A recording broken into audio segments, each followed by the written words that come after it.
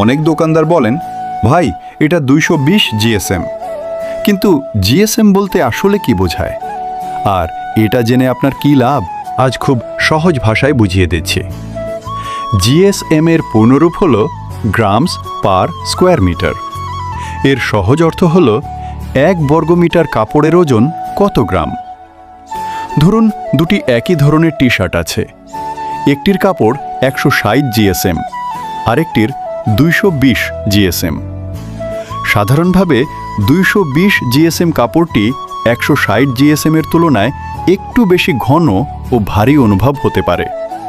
কিন্তু একটা বিষয় মনে রাখবেন, জিএসএম বেশি মানেই কাপড় ভালো, এটা সব সময় সত্য নয়।